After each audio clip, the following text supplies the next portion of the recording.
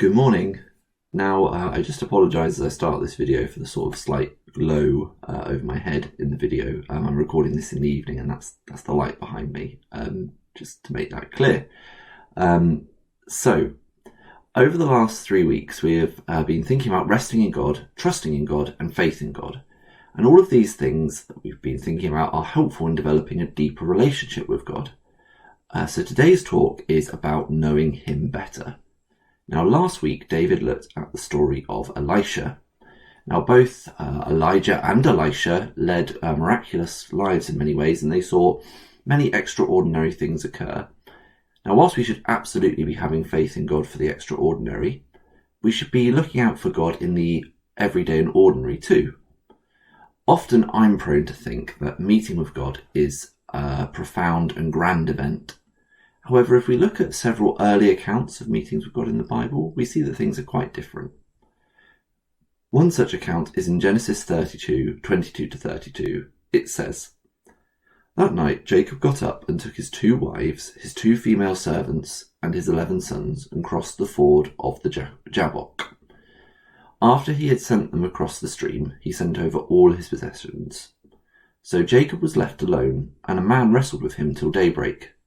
When the man saw that he could not overpower him, he touched the socket of Jacob's hip so that his hip was wrenched as he wrestled with the man.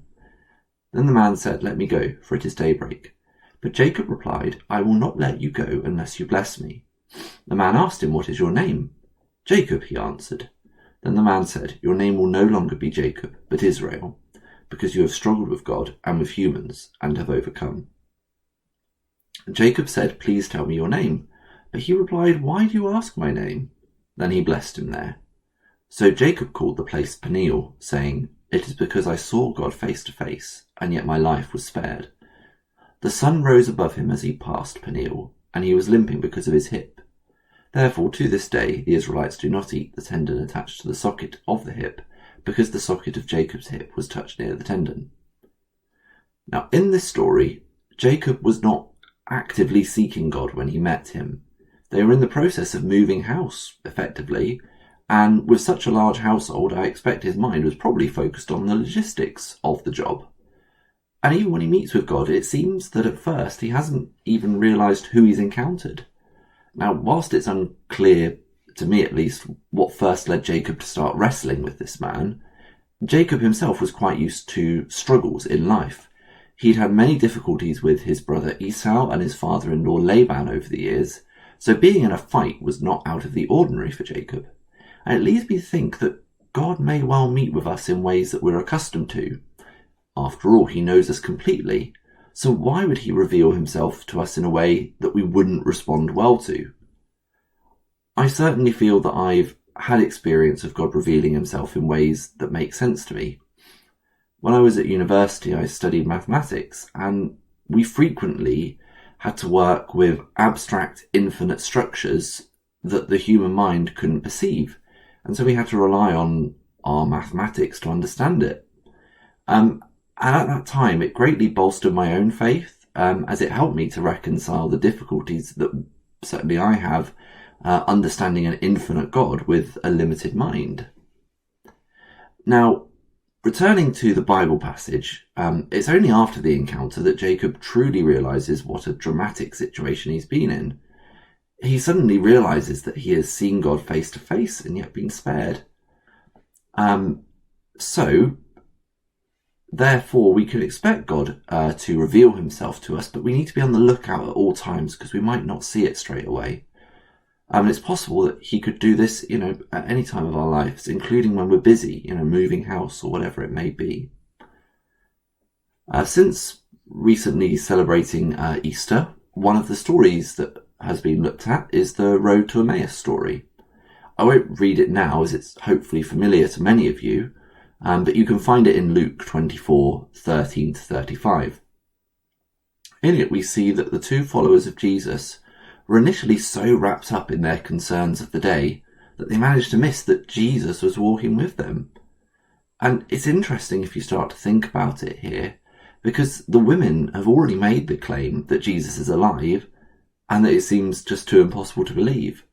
So there's been this experience of this grand event occurring, And despite this sort of grand revelation, Jesus doesn't then appear in a grand way, and ultimately he reveals himself by breaking bread. And so we see a thread running right through the Bible of God revealing himself in the ordinary, and just how easy it is to miss it. I'm sure that I will have missed out on ordinary times when God is trying to reveal himself to me. And so we should be on the lookout for these as great opportunities to get to know his true nature. I came across an idea last year that I'd never really stopped to think about. And this was the idea of truly seeking the face of God. Many of us routinely recite the priestly blessing from Numbers 6:24-26. The Lord bless you and keep you. The Lord make his face shine on you and be gracious to you. The Lord turn his face towards you and give you peace. Now, the middle of this passage says, the Lord make his face shine on you. Have you ever really thought about what this means? It's actually interesting to be speaking about this topic in the current times, as it's been made abundantly clear to me how much I rely on being able to see other people's faces. For me, face masks are a great frustration personally. I have a much harder time understanding people, reading their emotions, and even at times simply distinguishing between people that I know. And this has been particularly problematic for me working in a school where I need to identify people quickly. And I didn't realise until now what an important role seeing someone's face played in this. So what does God's face shining on us mean? I was reading in this Bible study I've alluded to that we get a lot of joy from the expression on other people's faces. So by getting to know someone better, they can bring us joy through their smile. We can understand them better from their facial expressions. And so if we parallel that to thinking about God's face shining on us, we get the image that we could know real joy as we seek his face. And so this then begs the question of how we can know God's face. And ultimately, I believe this comes through knowing Jesus. We see in 2 Corinthians 4 verse 6, for God who said, let light shine out of darkness, made his light shine in our hearts to give us the light of the knowledge of God's glory displayed in the face of Christ. And then furthermore, in John 17:13, Jesus says, I am coming to you now, but I say these things while I am still in the world, so that they may have the full measure of my joy within them.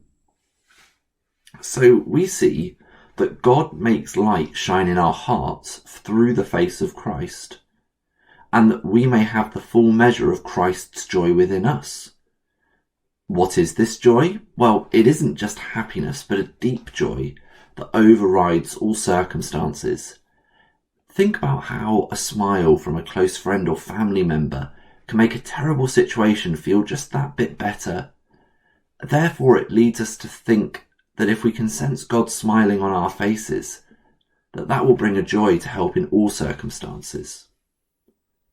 The final point I wish to consider is loving God. God is love, and we were made to love him. How do we understand this idea? There are, of course, many meanings to the word love, and you'll have probably explored them before. So, what does it mean to truly know the love of God and love him in return? The book of 1 John thinks a bit about love, and some of its statements in it are quite dramatic. Firstly, 1 John 4, 8-9 says, whoever does not love does not know God, because God is love. This is how God showed his love among us. He sent his one and only Son into the world that we might live through him. And then in 1 John 4 verse 18 it goes on to say, there is no fear in love, but perfect love drives out fear, because fear has to do with punishment. The one who fears is not made perfect in love. So the sort of love we're talking about here differs greatly, for example, from concepts like romantic love. This love is a powerful love. Without it, we do not know God. And we see that God's love is a sacrificial love. God sending Jesus to the world to die was an act of love. And furthermore, this love has a profound effect on us because it drives out fear.